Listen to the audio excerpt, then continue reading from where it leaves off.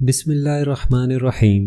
السلام علیکم دوستو، corona virus the game changer کے پارٹ 2 میں خوش آمدید۔ اگر آپ ہمارے چینل پر نئے ہیں تو آپ ہمارے چینل کو سبسکرائب کر لیں اور نوٹیفیکیشن بیل کو ضرور دبا دیں تاکہ آنے والی ویڈیوز کے نوٹیفیکیشن آپ تک پہنچتے رہیں۔ دوستو، اگر اب تک آپ نے corona virus the game changer کا پارٹ 1 نہیں دیکھا تو اوپر ایک چھوٹا آئی بٹن ہے جسے پریس کر کے آپ پارٹ 1 دیکھ سکتے ہیں۔ دی ہنگر گیمز سوسائٹی نظریے کے مطابق اس نظام میں رہتے ہوئے امیر ہمیشہ امیر ترین ہوتا جائے گا، جبکہ غریب طبقہ پستہ رہے گا۔ 1% طبقہ ہر 8-10 سال کے بعد اسی طرح کا کوئی نہ کوئی کھیل رچا کر پوری دنیا کی دولت اور وسائل کو سمیٹ کر اپنے قبضے میں کر لیا کرے گا۔ اس مقصد کے لیے وہ ایک سادہ سا کلیہ استعمال کرتے ہیں جسے پرابلم ریئیکشن سولوشن کہا جاتا ہے، یعنی مسئلہ، رد عمل اور حل۔ دی ہنگر گیم سوسائٹی نظریہ پرابلم ریئیکشن سولوشن فارمولے کی وضاحت کرتا ہے۔ 2003 میں سارس اور 2014 میں ایبولا نے شدید خوف و ہراس اور تباہی پھیلا دی تھی، لیکن اتنا وسیع لاک ڈاؤن اور معاشی بحران نہ پیدا کر سکے جتنا کہ کرونا نے کر دکھایا۔ دی اٹلانٹس رپورٹ کے مطابق یہ صرف عالمی معاشی تباہی ہی نہیں بلکہ عالمی تہذیب و تمدن کی بربادی بھی ہے۔ دراصل یہ ایک نئے عالمی نظام کا قیام ہے۔ پوری دنیا بند ہو رہی ہے اور لوگ ایسے سہمے ہوئے ہیں جیسے پہلے کبھی بھی نہ تھے۔ عالمی کساد بازاری کے بارے میں بڑھتی ہوئی پریشانیوں کے انسانیت پر بہت گہرے اثرات مرتب ہوں گے۔ طویل المدتی لاک ڈاؤن کے مطالبے کا خوف پیدا ہوگا۔ چین نے 2008 کے عالمی مالیاتی بحران کی ایک وجہ ڈالر کے بین الاقوامی کردار کو بھی قرار دیا تھا۔ مسئلہ یہ ہے کہ کوئی اور کرنسی اچھے متبادل کے طور پر سامنے نہیں آئی۔ اب ڈیجیٹل کیش لیس کرنسی کے نظام کو پوری دنیا میں نافذ کرنے کی کوششیں کی جائیں گی۔ ماضی میں ترکی، ایران اور چین ڈالر کو چھوڑ کر مقامی کرنسیوں میں تجارت کر چکے ہیں، اور حال ہی میں چین، روس اور پاکستان سمیت شنگھائی تعاون تنظیم SCO کے 8 رکن ممالک نے امریکی ڈالر کی بجائے مقامی کرنسیوں میں باہمی تجارت اور سرمایہ کاری کرنے اور بانڈز جاری کرنے کا اصولی فیصلہ کیا ہے۔ عالمی معاشی سرگرمیوں میں کمی نے تیل کی طلب کو انتہائی کم کر دیا، جس کے باعث تیل کی قیمتوں میں نمایاں کمی واقع ہوئی۔ پھر اوپیک اور اس کے اتحادیوں کے مابین پیداواری کٹوتی پر پیدا ہونے والے اختلاف رائے نے تیل کی قیمتوں کو کئی سالوں کی کم ترین سطح پر لا کھڑا کیا۔ ہم یہ دعویٰ نہیں کر رہے کہ کووڈ-19 یا کرونا وائرس ایک مہلک اور جان لیوا وبا نہیں ہے اور ہمیں احتیاطی تدابیر اختیار نہیں کرنی چاہیے۔ ہمیں اس مہلک اور جان لیوا مرض سے چھٹکارا حاصل کرنے کے لیے یقیناً احتیاطی تدابیر اور اقدامات ضرور کرنے چاہیے۔ غور طلب بات یہ ہے کہ دی ہنگر گیم سوسائٹی نظریے کے مطابق ایک بہت بڑا مسئلہ کھڑا کر دیا گیا اور توقعات کے مطابق اس کا رد عمل بھی آ گیا۔ جلد ہی مسئلے کا حل بھی پیش کر دیا جائے گا اور معاشرے میں مرضی کی تبدیلیاں بھی کر دی جائیں گی۔ ہم امید کرتے ہیں کہ آپ جلد ہی اس وبائی بیماری کا خاتمہ دیکھیں گے۔ ویکسین بھی سرمایہ کاروں کو بے پناہ منافع پہنچائے گی اور امید کرتے ہیں کہ یہ لازمی ویکسینیشن قرار نہیں دی جائے گی۔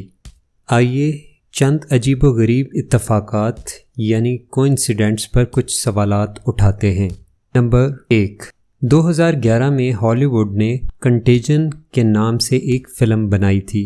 اتفاق سے اس میں دکھایا گیا تھا کہ چین سے پھیلنے والے وائرس نے انتہائی تیزی سے پوری دنیا میں پھیل کر بے پناہ تباہی پھیلا دی تھی۔ در حقیقت ساری منصوبہ سازی پہلے سے ہی کر لی گئی ہوتی ہے۔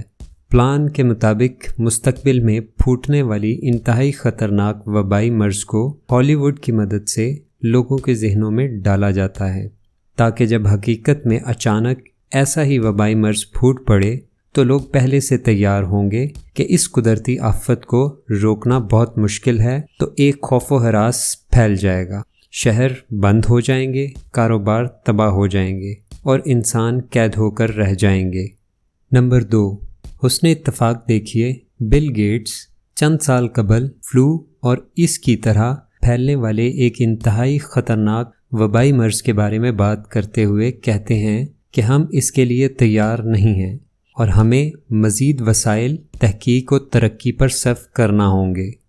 Number 3، centres for disease control and prevention کے اعداد و شمار کے مطابق صرف امریکہ میں 2017 اور 2018 کے دوران 45 ملین لوگوں کو فلو ہوا اور 61,000 لوگ موت کے منہ میں چلے گئے۔ امریکہ میں کوئی میڈیا کمپین نہیں چلی، خوف و ہراس نہیں پھیلایا گیا اور نہ ہی لاک ڈاؤن کیا گیا۔ اب پوری دنیا میں کرونا وائرس سے 9-10 ہزار لوگوں کی ہلاکت پر باقاعدہ میڈیا کیمپین چلائی جا رہی ہے، لوگوں میں خوف و ہراس پھیلایا جا رہا ہے اور کاروبار، شہر، ملک اور بارڈرز بند کیے جا رہے ہیں اور اس طرح عالمی معیشت کو تباہ و برباد کیا جا رہا ہے۔ نمبر 4، کیا یہ محض اتفاق ہے کہ کرونا کے منظر عام پر آنے سے چند ہفتے پہلے ہی 2 بڑی تنظیمیں بالکل ایسی ہی صورتحال اور محرکات سے آگاہ و خبردار کر رہی تھیں جو وائرس آنے کے بعد پوری دنیا کو درپیش ہیں؟ نمبر 5، پوری دنیا میں کرونا وائرس کے 4 لاکھ کیسز رپورٹ ہوئے ہیں، جس کا مطلب دنیا کی آبادی کا 0.005% کرونا سے متاثر ہوا ہے۔ متاثرین میں سے 80% میں انتہائی معمولی علامات ہیں، جبکہ 20% پر توجہ دینے کی ضرورت ہے۔ ہم سب مل کر کرونا کے متاثرہ افراد کو الگ رکھ کر مناسب احتیاط، توجہ اور علاج کے ذریعے صحت مند بنا سکتے ہیں، بجائے اس کے کہ ایک بہت بڑا عالمی معاشی بحران پیدا کر دیا جائے۔ نمبر 6، کیسا حسن اتفاق ہے کہ امریکی فوج 2019 کی عالمی فوجی کھیلوں کا حصہ تھی۔ کھیل 18 سے لے کر 27 اکتوبر 2019 تک چین کے شہر ووہان میں منعقد ہوئے اور 31 دسمبر کو چین نے ورلڈ ہیلتھ آرگنائزیشن کو ووہان شہر میں غیر معمولی نمونیا کے کیسز سے آگاہ کر دیا تھا۔ یہ ایک نامعلوم وائرس تھا۔ جب ماہرین صحت نے وائرس کی نشاندہی کے لیے کام شروع کیا تو بڑھتے ہوئے خطرے کی گھنٹی بجی اور متاثرین کی تعداد اچانک 40 سے بھی تجاوز کر گئی۔ نمبر 7، یہودی پروفیسر چارلز لیبر، جو کہ ہارورڈ کے کیمیکل بائیولوجی ڈپارٹمنٹ سے تعلق رکھتا ہے، وہ امریکی فوج کی مالی اعانت یا فنڈنگ سے بائیولوجیکل وارفیئر پر کام کرتا تھا۔ وہ باقاعدگی سے ووہان یونیورسٹی آتا تھا۔ لیبر ریسرچ گروپ کے ڈاکٹر لیبر پر الزام لگایا گیا تھا کہ وہ اپنی تحقیق کی مالی اعانت یا فنڈنگ کے متعلق چینی حکومت کو بتانے میں ناکام رہے تھے۔ مطلب یہ کہ وہ چینی حکومت کو یہ بتانے میں ناکام رہے تھے کہ ان کی ریسرچ کی فنڈنگ کون کر رہا ہے۔